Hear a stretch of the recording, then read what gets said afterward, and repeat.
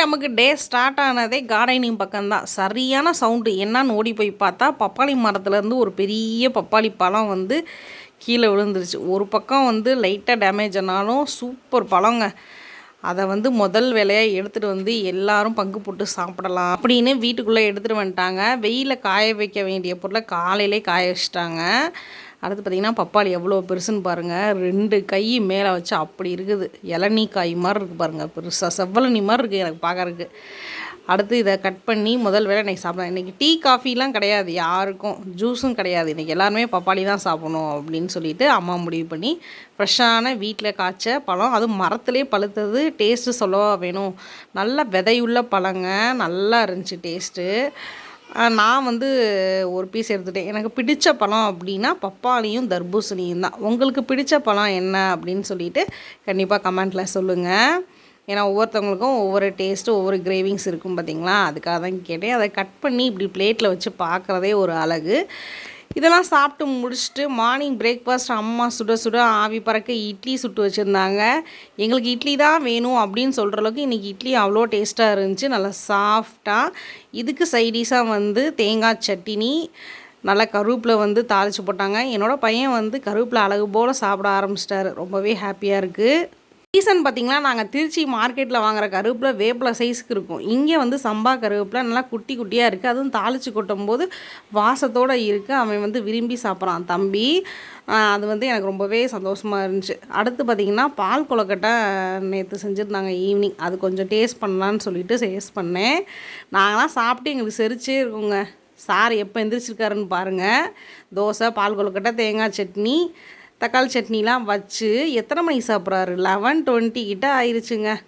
என்னை எழுப்பவே கூடாது, நானாக தான் எந்திரிப்பேன்னு சொல்லிட்டு தான் படுக்கிறது நைட்டே.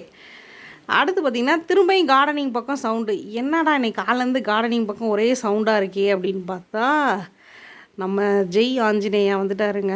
ஆமாங்க, நம்ம வீட்டுக்கு குரங்கு வந்துருந்துச்சு. ரொம்ப பெரிய குரங்கு இல்லை, நார்மலான சைஸ் குரங்கு தான். வந்து எத்தனை மாங்காய் இருக்குது, அதில் பழுத்த மாங்காய் அப்படிங்கிறது, அது மாம்பழங்கிறது அவங்களுக்கு எப்படி தெரியும் தெரில. கரெக்டாக அதை பறித்து அழகு போல் சாப்பிட்டுட்டு இருந்தாங்க. என்னால் முடிஞ்ச அளவுக்கு ஷூட் பண்ணியிருக்கேன். நான் வந்து கிச்சன் ஜன்னல் பக்கம் இப்படிலாம் ஷூட் பண்ணேன். சரி கொஞ்சம் கொஞ்சம் தைரியம் வந்து வெளியில் போய் ஷூட் பண்ணோம். பார்த்தீங்கன்னா சூப்பராக வந்து நம்ம மாமரத்தில் நல்லா விளையாண்டு சாப்பிட்டுட்டே இருந்துச்சு. நாங்கள் ஜெய் ஆஞ்சநேயா அப்படின்னு கத்திகிட்டே இருக்கவும் அது இடம் மாறிக்கிட்டே இருந்தாங்க அவங்க. அடுத்து ஒரு மாம்பழம் ஃபுல்லாக சாப்பிட்டு அந்த கொட்டையை எங்கிட்டு போட்டாங்கன்னே தெரில. இன்னொரு மாம்பழம் சாப்பிட்டுட்டு கொட்டை அங்கனே போட்டாங்க. ஒரு ஈவினிங் போல் அந்த பக்கம் போகலான்னு சொல்லிட்டு அந்த பக்கமே நான் இப்போதைக்கு போகக்கூடாதுன்ட்டு போகலை. ஒரு மாம்பழத்தை டக்கு டக்குன்னு சாப்பிட்டாங்க, வேகமாக சாப்பிட்டாங்க. சரி நம்ம சவுண்டு விட்றனால தான். என்னோடய பையன்தான் ஓவர் எக்ஸைட்மெண்ட் ஆகி சவுண்டு விட்டுட்டே இருந்தார்.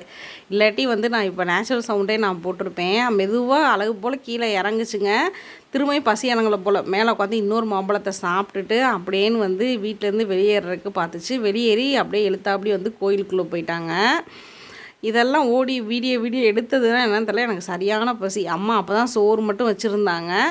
நான் முட்டை பொடி மாஸ் போட்டு கொடுத்தாங்க. நான் அந்த வெள்ளைப்பூடி குழம்பு ஊற்றி நான் சாப்பிட்டுட்டேன். இந்த பக்கம் ஜன்னல் பக்கமே சாப்பிட்டுட்டேன். திரும்பியும் மங்கி வந்துச்சுன்னா நம்ம வீடியோ எடுக்கலாம் அப்படின்னு சொல்லிட்டு.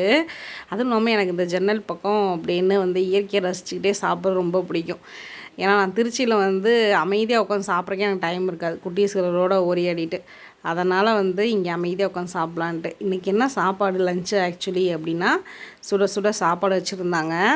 திண்டுக்கல்லில் வந்து கிளைமேட்டே கொஞ்சம் நல்லா இருக்குது. ஆனால் இன்றைக்கி மார்னிங் நல்லா வெயில் அடிச்சிச்சு. ஒரு 11-12 மணியை போல் அப்படியே டக்குன்னு சேஞ்ச் ஆகிட்டு நல்லா சுட சுட சாப்பாடு, கம்மன்னு ரசங்க. உண்மையிலே ரசத்துக்கு இவ்வளோ ஹைப் கொடுக்குறேன்னு நினைக்காதீங்க. எங்கள் அம்மா அம்மியில் இடித்து வச்ச ரசம், சுட சுட சாப்பாடுக்கு இன்னொரு சைடிஷ் வச்சுருந்தாங்க பாருங்கள். முருங்கைக்காய், கத்திரிக்காய், கொத்தவரங்காய் போட்டு ஒரு பொரியல் பண்ணியிருந்தாங்க.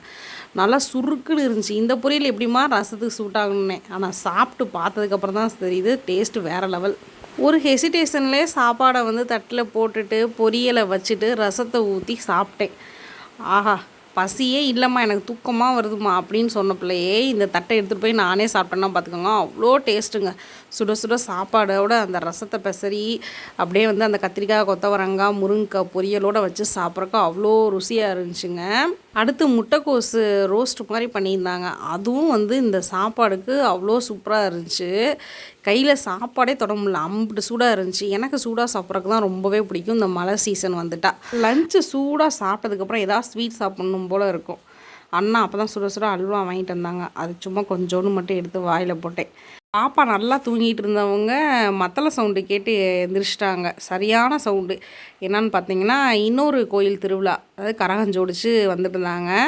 பாப்பாவை தூக்கி வேகமாக அம்மாட்ட கொடுத்து வேகமாக அந்த சாமியை பார்க்கலான்னு வந்தேன். சரி, அப்படியே வந்து வீடியோ நான் ஷூட் பண்ணேன். அழகாக ஜோடிச்சுருந்தாங்க, பார்க்குறக்கே ரம்மியமாக இருந்துச்சு.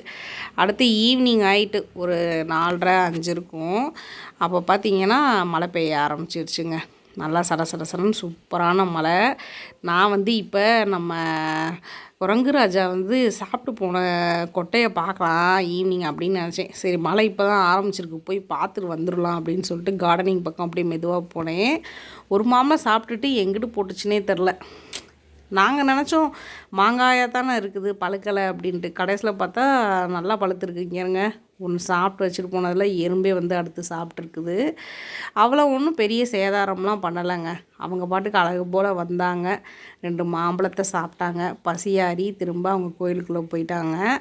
எல்லோரும் வந்து கேட்டாங்க, வந்துச்சா உங்கள் மாமரத்துக்கு இப்படி குரங்கு வந்துச்சா, ஃபாரஸ்ட் ஆஃபீஸ்க்கு கால் பண்ணணும், அதான் கேட்டோன்னு சொல்லிட்டு. ஆமாங்க, வந்துச்சு, கோயிலுக்கு போயிடுச்சு அப்படின்னு நாங்கள் சொல்லிட்டோம். ஏன்னா அவங்க இருக்க வேண்டிய இடத்துக்கு சேஃப்டியாக அவங்கள அனுப்பி வச்சோம்னா அவங்க சுதந்திரமாக இருப்பாங்க அப்படின்னு சொல்லிட்டு ஒரு அக்கா கால் பண்ணாங்க. சரி, நெக்ஸ்ட் டைம் வந்தால் அவங்கள வந்து கண்டிப்பாக வந்து அவங்க இருக்க வேண்டிய காட்டுக்குள்ளேயே அவங்கள அனுப்பிடலாம் அப்படின்னு சொல்லிட்டு சொல்லியாச்சு. இந்த வீடியோ இனிதே முடிந்தது. பாய்.